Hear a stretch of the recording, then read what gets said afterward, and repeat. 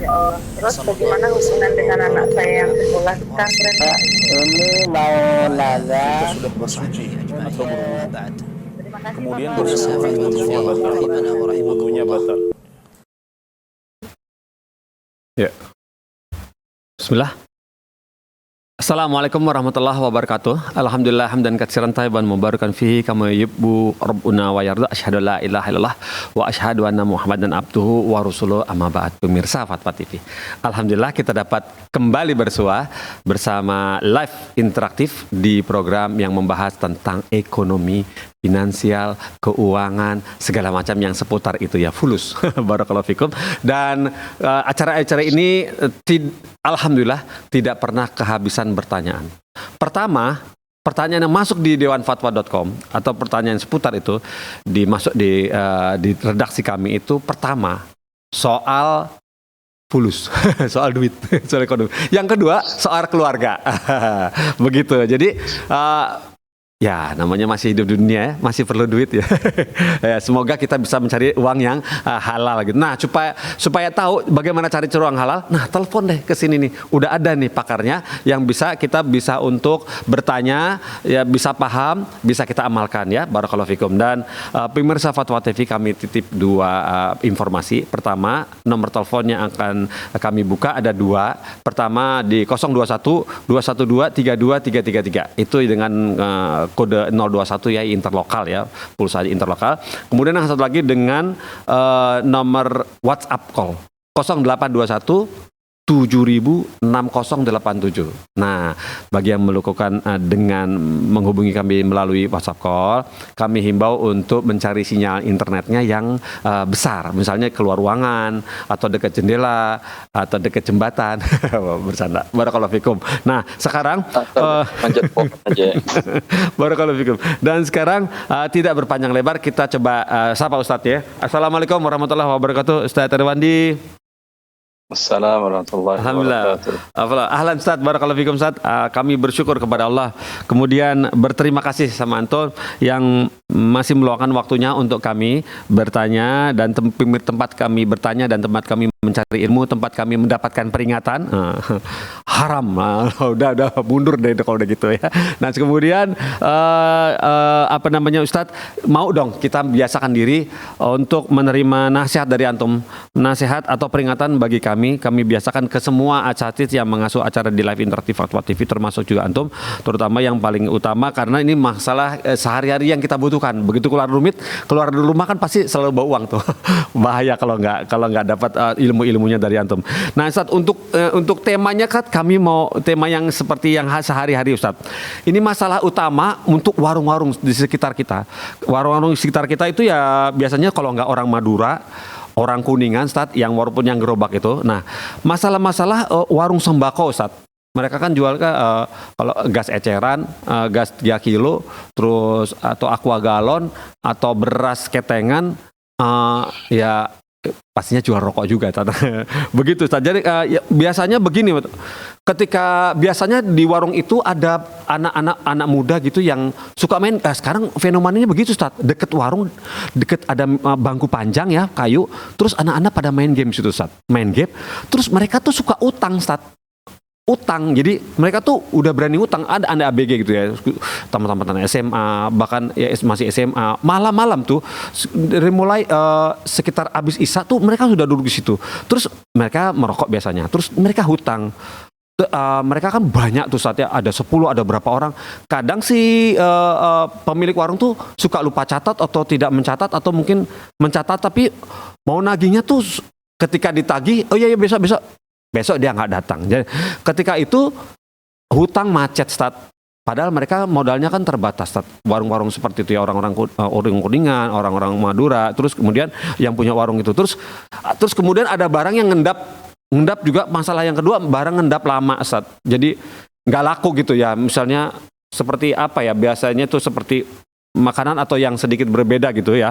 Terus kemudian yang ada persaingan, yang ada dua minimart yang selalu sekeliling kita itu, mereka milih yang ada AC-nya, belinya begitu. Terus kemudian termasuk saingan dari dari dua minimart yang ada di situ.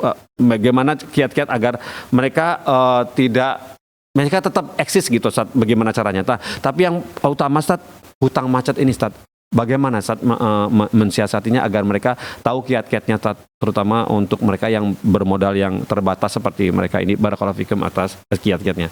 Jazakallahu khairan. Tafadhal Ustaz. Assalamualaikum warahmatullahi wabarakatuh. Alhamdulillah rabbil alamin wa bihi nasta'in wa nusalli wa nusallim wa nubarik ala nabiyyina Muhammadin wa alihi wa sahbihi ajma'in wa ba'du. Ikhwani wa akhwati fillah, memang agama Islam membolehkan seseorang untuk berjualan, ya, mencari rezeki Allah dengan cara yang halal. Namun juga Allah dan Rasul-Nya melarang beberapa komoditas untuk diperjualbelikan walau cuannya atau keuntungan dunianya besar. Ya, seperti jual beli rokok tadi. Jual beli rokok itu tertulis di bungkus rokok itu rokok membunuhmu. Berarti Anda yang menjual alat pembunuh. Iya. Ya. Iya. Menjual alat pembunuh berarti bila pembelinya, walaupun dia mengatakan saya ridho, Anda termasuk menolong dia, membantu dia untuk merusak dirinya, membunuh dirinya. Bila dia terserang penyakit, kadang mengakibatkan kematian atau tidak menyebabkan kanker, ya, maka Anda termasuk salah satu pihak yang terkena dosa atas perbuatan Anda menjual kepadanya. Iya. Kemudian sesuatu yang diharamkan oleh Allah Azza wa Jalla yang merusak diri tadi, tidakkah ada keberkahan dalam harta Anda? Iya. Kalau omsetnya tinggi, labanya besar, ya, tapi hilang keberkahan di sisi Allah. Iya. Dan bahkan seperti yang digambarkan tadi, ini kebanyakan beli rokok ini kalau di toko-toko, di warung-warung yang Kelontong. bukan warung retail, warung biasa, Iya. itu umumnya mereka pada ngutang. Ya. Gitu ya. Iya, antum tadi bilang tadi yang ngutang. Ya, anak-anak yang nongkrong di sekitar itu setiap malam, Ustaz. Setiap malam. Ya, iya, pada ngutang. Yang ngutang ini beli apa? Dia rokok atau dia beli roti atau beli beras? Ya, rata-rata itu, Ustaz. Apalagi. Ya, udah. Ya, terus Anda untungnya dari mana? Sudah lama menjual barang yang merusak, Anda terkena dosa, ya. Memang dampaknya tidak cash saat itu juga. Seperti orang minum spiritus. Kalau Anda jual spiritus, kata dia, Bu, saya butuh spiritus, mau minum spiritus. Jelas haram Anda menjual kepadanya. Ya. Yeah. Dan saya kira tidak ada orang yang berani menjual spiritus untuk diminum oleh orang di depannya. Iya, Ya. Karena dia bunuh diri di depan Anda. Ya. Adapun rokok, dampaknya tidak cash, tapi jangka panjang. Iya. Relatif dalam waktu yang panjang. Tapi semua orang tahu, kalau Anda datang ke dokter, pasti kalau ada pasien yang mengeluhkan penyakit, apapun penyakitnya, yang pertama pasti dokter nyuruh berhenti merokok. Iya. Ya. Maka walaupun cuannya besar, berhentilah menjual sesuatu yang diharamkan oleh Allah. Iya. Allah Ta'ala. Masya Allah, seperti itu saja. Tapi kalau misalnya anak itu minuman juga sih, beli soft drink atau apa kayak gitu ya, istilahnya seperti itu. Nah, mengatasi macet, hutang macet ini, kredit macet ini, maksudnya hutangnya itu perlu dikasih bagaimana kiat-kiat ketegasan dari si penjual kepada anak-anak yang duduk di depan itu atau pembeli-pembeli yang suka berhutang itu, gimana kata sebetulnya? Karena kalau mereka datang ke minimart, mereka nggak berani pasti hutang, ya kan? Tapi kalau ke warung-warung kecil itu malah berani hutang, padahal modalnya lebih kecil, kasihan, Ustaz. Ya. Mereka berani ngutang karena Anda ngasih ngutang. Iya sih. Iya. Kesalahannya kan pada mereka saja. pada Anda juga. Dan ini jangankan pedagang kecil, pedagang besar pun biasanya juga pada ngutang. Iya. Pedagang besar ke distributor tunggal, mereka kebanyakan juga ngutang. Ya.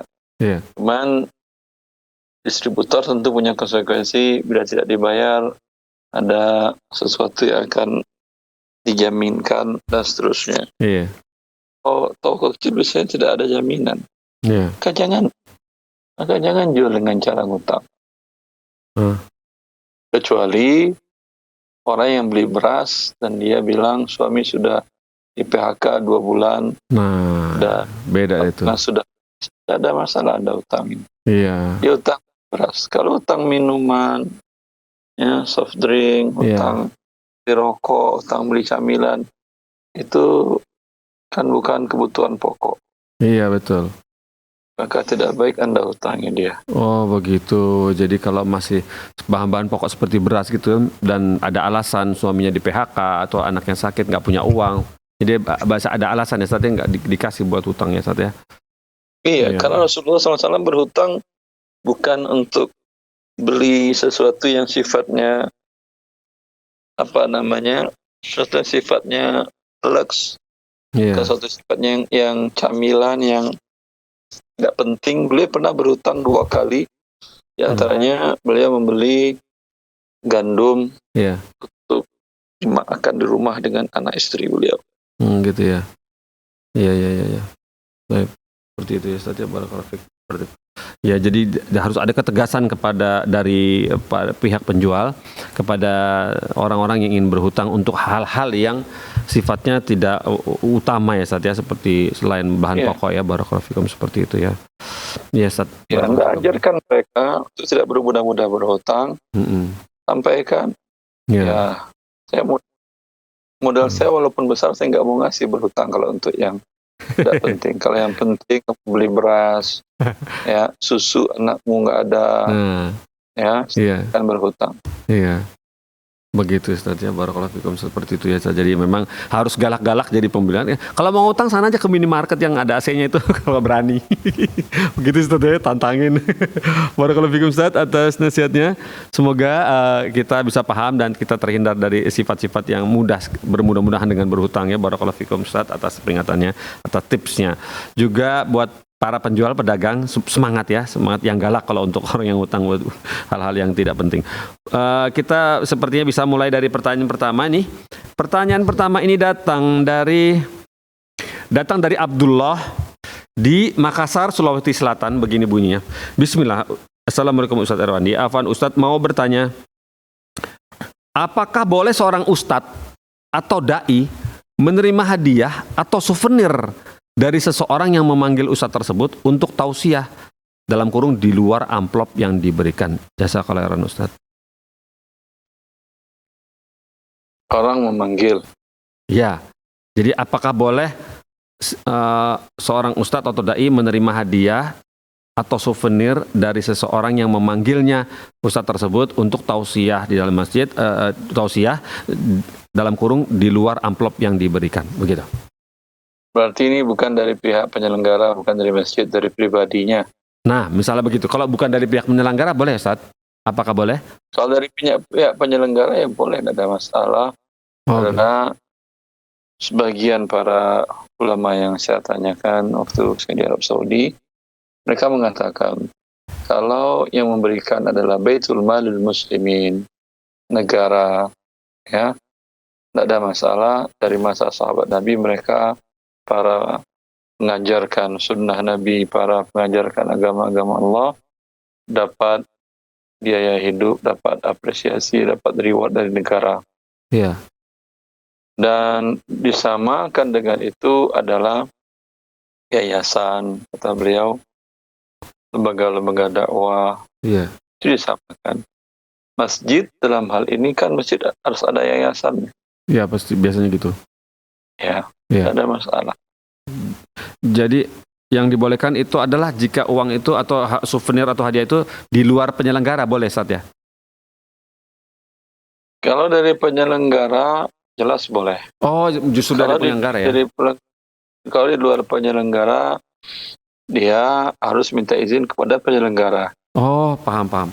Ya, begitu. Karena penyelenggara dalam hal ini sudah memberikan fee untuk ustadz tersebut. Iya. Paham. Begitu ya. Justru yang dari penyelenggara yang boleh ya. Kalau dari jamaah itu harus minta izin kepada penyelenggara. Ya. Barakallahu fikum, seperti itu ya Ustaz ya. Simpel begitu maksudnya, seperti itu dan insyaallah semoga aman secara syariat. Barakallahu fikum Ustaz atas jawabannya kepada Bapak Abdullah. Sekarang ada telepon masuk. Coba kita. Assalamualaikum Fatwa TV. Halo, assalamualaikum Fatwa TV. Waalaikumsalam. Ya, dari Ibu siapa di mana? Dari Umu Fitri di Jambi. Umu Fitri di Jambi. Ya, silakan. Ya. Silakan. Assalamualaikum Ustaz. Waalaikumsalam warahmatullahi wabarakatuh. Bu Fitri. Ya. Pertanyaannya, Bu. Afwan. Silakan pertanyaannya. Afwan Ustaz, mau bertanya masalah hutang orang tua yang sudah meninggal. Ya. Lanjut. Iya Ustaz. Orang tua anak 5 bersaudara. Ya. Yang baru meninggal sekitar 8 hari yang lalu Ustaz. Ya. Lanjut. Nah, kebetulan pas waktu meninggal ini paman Ana mengatakan orang tua anak pernah memakai uang paman Ana ini sebesar Rp600.000. Ya. Di tahun berapa, Bu? Pinjam uang ke paman? 80-an, Ustaz. Oke, lanjut, Bu. Nah, terus paman Ana ini minta ganti sekarang sebesar 200 juta. dia minjamkan berapa? 6 juta. Sedang 600.000. 600.000 Ustaz. Mintanya 200 juta. Ya. Terus Ibu lanjut. Minta ganti. Sedang akadnya waktu itu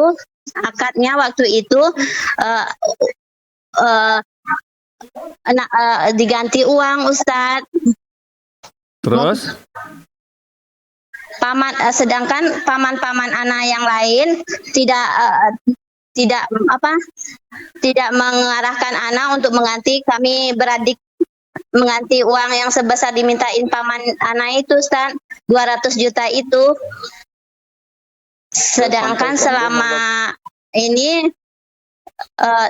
dia tidak pernah paman Ana yang meminjamkan hutang ini tidak pernah menagih gitu. Orang tua saya pun tidak pernah ngomong ke ibu gitu bahwa pernah hutang ke paman ini. ya. Setelah meninggal baru paman ini ngungkit Ustaz. Sedangkan 5 bulan terakhir orang tua anak kan sudah stroke Ustaz. Cuma masih ingat. Cuman dia nggak pernah juga menagih Ustaz. Itu gimana Ustaznya? Ya, Ibu Tanya. Ibu maaf Bu ya, sebentar Ustaz. Mohon volume untuk mendengarkan acara kami di TV ya Bu ya. TV-nya volumenya dikecilin Bu, suara TV-nya dikecilin. Kecilin sampai habis. Nanti dengar suara Ustaznya. Dengar suara Ustaz dari telepon Ibu aja, dari teleponnya Ibu. Ya. Sudah? Oh ya. Ya, silakan. Iya Ustaz. Tafadhal Ustaz. Ya. Yang namanya utang piutang tentu dicatat minimal ada saksi. Ya. Bila tidak ada bukti di atas materai, juga tidak dicatat, tidak ada saksi dan anak istri nggak tahu dari mana muncul utangnya. Khawatir kalau semua orang diberikan apa yang diinginkan, ya semua orang juga bisa mendakwakan. Nanti datang lagi yang berhutang, katakan dulu hutang modal 50 gram emas, dan seterusnya. Ya. Ya, Bu. Kalau dia tidak ada saksi, minta dia bersumpah atas nama Allah sebanyak 3 kali ya, bahwa dia telah meminjamkan uang 600.000 rupiah pada tahun sekian, Ya. 3 kali. Dan di Sumpah. akhir sumpah dia mengatakan, kalau saya berbohong, maka Allah melaknat dan mengutuk saya. Oh, Masya Allah. Kalau dia bersumpah, ya udah bayar.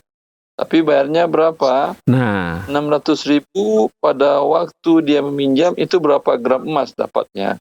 waduh, 80-an ya tahun. Pada waktu dia pinjamkan, pada tahun 80 berapa itu, Ibu? Ibu Fitri, tahun 80-an Ustaz. tepatnya 80 berapa, Bu? Tahu nggak, Bu? 80 berapa tepatnya hutang 600.000 itu? Kurang jelas juga itu Ustaz, udah lama. Ya udah. Kalau tahun 80 emas anggap umumnya 25.000 rupiah per gram. Saya waktu kecil tahun 87-an SD itu emas sekitar 27.000 kata ibu saya per gramnya. Ya. Andai per gramnya 25.000, 600.000 bagi 25.000. Berarti dapatnya 4 kali 6, 24. Dapatnya 24 gram. Ya. Sekarang 1 gram 1.300.000. Iya. Kali 24 berapa itu? 1.300.000 kali 24. Ya, Ya, sebentar. sekitar 27 jutaan. Coba lihat. 1.300.000 dikali 24 ya. 1.300.000 dikali 24. 31.200.000. 31.200.000. Iya.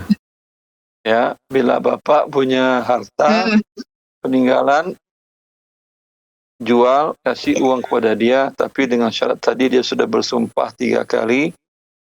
Nah, setelah sholat asar di depan Anda semua ahli warisnya, ahli waris Bapak, baru bayarkan setelah itu. Oh gitu Ustaz. Jadi kami ini kan nunggu akad dari paman. Soalnya masih ada paman 3 ya Ustaz. Berarti ada 4 paman ya Ustaz ya. Jadi akadnya itu apakah orang tua kami yang meninggal tidak berpengaruh Ustaz? Karena kami dalam proses pembayaran hutang ayah itu Ustaz. Ya, paham pertanyaannya? Berpengaruh bagaimana maksudnya Ibu? Maksudnya Ibu bagaimana pengaruh apa? Maksudnya apakah orang tua kami apakah kami termasuk memperlambat membayar hutangnya gitu Ustaz? Oh, gitu. Dalam kasusnya itu bukan memperlambat, memastikan. Oh ya, orang tua kami yang telah meninggal itu Ustaz, karena kami dalam proses gitu Ustaz. Gimana akadnya nanti dengan paman itu Ustaz? Ya, tidak apa-apa. Semoga tidak termasuk. Jadi tidak termasuk melambat Ibu. Insya Allah dengan telepon Ibu ke sini Insya Allah bukan termasuk untuk memperlambat, untuk mencari kepastian ya Bu, proses dalam pembayaran begitu ya Bu ya. Ustadz ini kalau gitu, saya Ustaz. cek tahun 1982 atau 1983 harga emas itu 17.000 Ustadz. Ya, 600.000 kali bagi 17 berapa gram?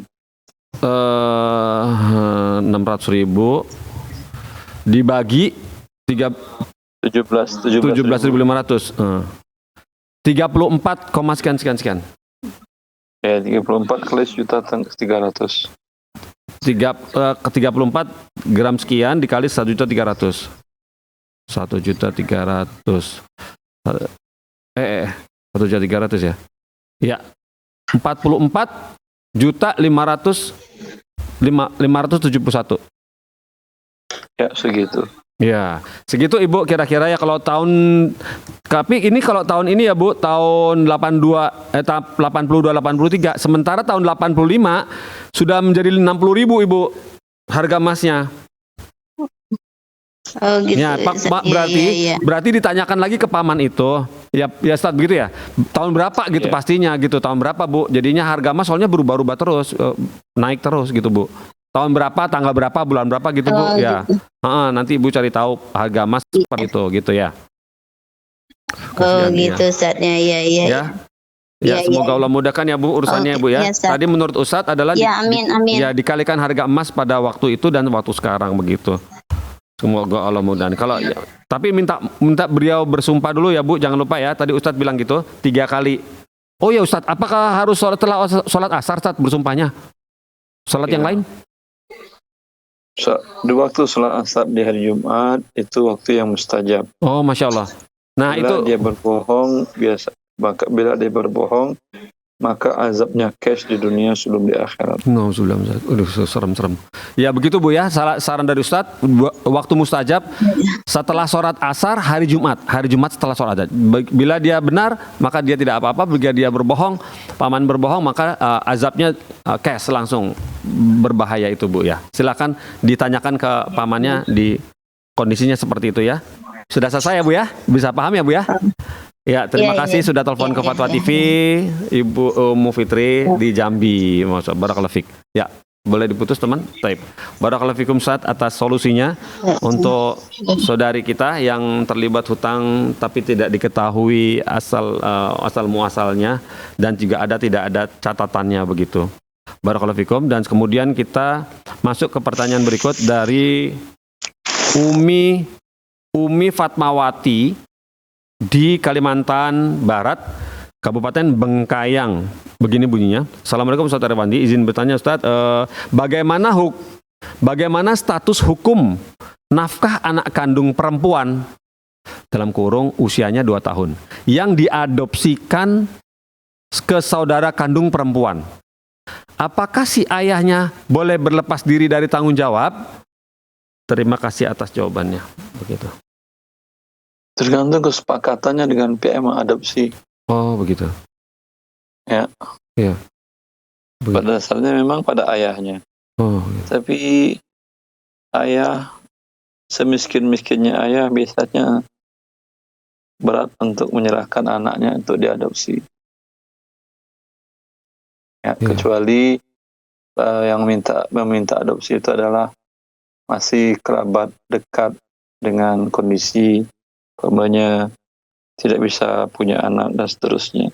Tapi tetap tidak boleh nasabnya, aktanya dipindahkan ke nama orang tua yang mengadopsinya.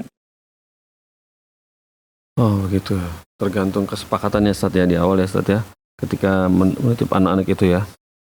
Ya seperti itu ya Ustaz. Biasanya kalau orang tuanya mampu, biasanya tidak ada dia mau. Iya dong. Apalagi perempuan ya anaknya. Iya. Ya. Kasihan. Iya ya Ustaz. Gitu ya. Alhamdulillah. Barakallahu fikum Ustaz. Atas nasihat antum kepada ini tergantung kesepakatannya dan insya Allah orang tuanya jika ada uang kalau bisa tetap menanggung. Barakallahu fikum Ustaz atas jawabannya. Kemudian pertanyaan ini datang berikutnya dari M Faiz di Kabupaten Jawa Tengah di Kabupaten Purworejo, Indonesia begini. Assalamualaikum Ustadz Irwandi. Semoga Allah Ta'ala berkahi dan rahmati seluruh Ustadz dan kru Dewan Fatwa. Ana Faiz, izin bertanya Ustadz. Saya seorang ASN dan beberapa kali ada kegiatan survei lapangan atau kegiatan di luar kota bersama atasan _bos. Ketika pulang, terkadang selalu ditraktir makan menggunakan uang pribadi atasan. Nah, yang bertanyakan apakah ini termasuk hidayatul ummal atau harta hianat Ustadz? Syukran jazakallahu khairan atas jawabannya. Kalau yang mentraktir Anda dari uang pribadi dari bos Anda, apa salahnya? Boleh. Oh iya. Tidak masalah. Alhamdulillah. Yang tidak boleh itu kalau dari pihak yang menerima jasa Anda. Pokoknya Anda datang suatu kota untuk mengaudit. Lalu pihak yang diaudit memberikan hadiah. Traktir makan. Ini yang tidak boleh. Tapi kalau Anda pergi dengan atasan dan atasan yang traktir, ya alhamdulillah. Boleh. Iya begitu. Jadi kalau pribadi boleh satu kantong pribadi, dompet pribadi sang atasan ya Sat ya, boleh ya Sat ya. Ya ditraktir begitu. Ya baru kecuali dipakai uang apa namanya? SPJ ya, apa namanya itu, pokoknya uang perjalanan ya. Gitu ya, nggak boleh.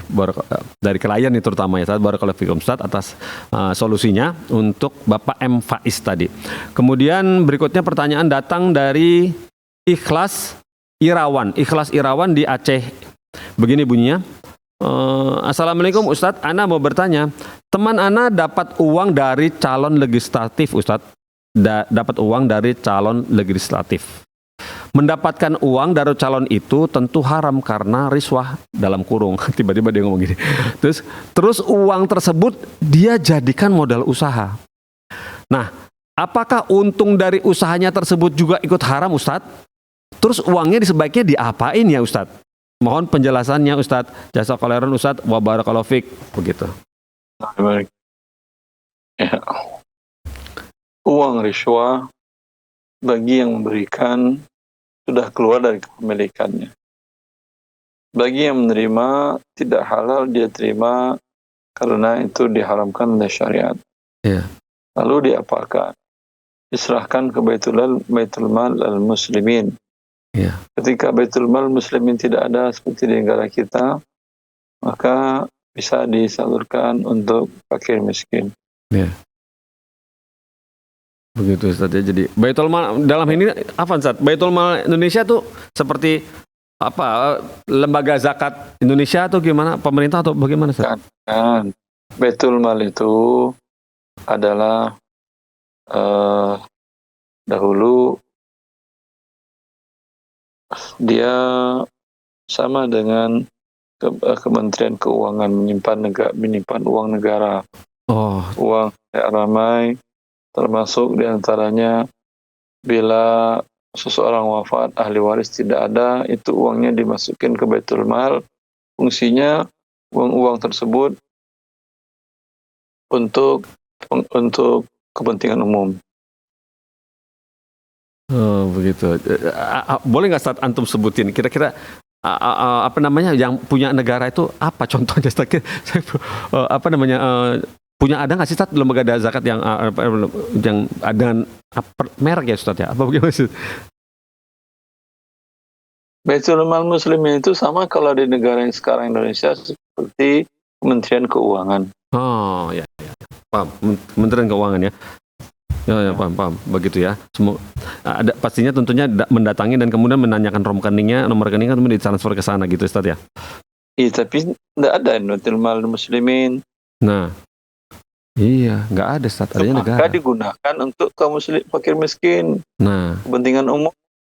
Kalau di kampung Anda ada jalan, jembatan sudah. oh ya, betul. Anda pakai uang haram tadi itu, Iya. perbaiki jembatan. Iya, paham. Iya. Pembangunan jalan ya, jalannya menuju masjid yang masih rusak, begitu, Ustaz ya. Barakallahu fikum, Ustaz, seperti itu ya, penyaluran dana tersebut. Kemudian pertanyaan berikut ini datang dari, sebentar, saya coba cek. Nah ini, dari Ahmad Taufik di Jakarta Timur. Begini bunyinya. Assalamualaikum Ustadz, izin bertanya. Saya seorang PNS di suatu instansi pemerintahan. Kita sering diundang oleh instansi lain untuk menghadiri acara yang berkaitan dengan tugas kita di instansi tersebut, baik sebagai narasumber atau sebagai peserta. Di akhir acara, pegawai dari instansi lain tersebut memberikan uang sebagai honor atau bayaran uang transport kepada kita. Nah, bagaimana hukum uang tersebut? Apakah halal atau haram ya, Ustadz? Jazakallahu khairan, barakallahu fiik. Begitu. Tinggal ditanyakan ke bagian keuangan di tempat Anda, instansi Anda. Apakah uang seperti itu boleh diterima? Tidak termasuk gratifikasi? Ya, Allahu a'lam. Begitu ya, Ustadz ya. Ada komunikasi dulu ya. Tapi biasanya kalau dapat gitu, oh iya makasih, masuk repot. Barakallahu fikum, Ustadz ya.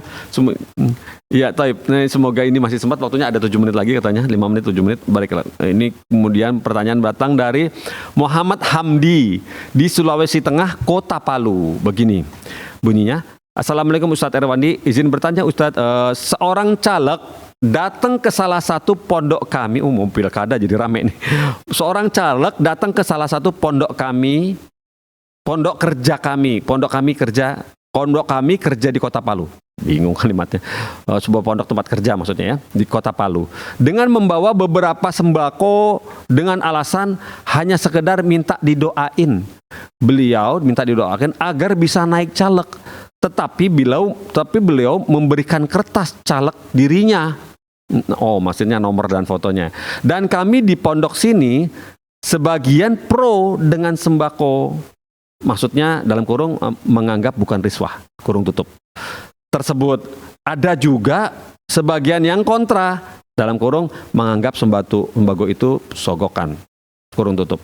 Nah, pertanyaannya Ustadz, bagaimana hukumnya memakan makanan yang diolah dari sembako tersebut? Syukron.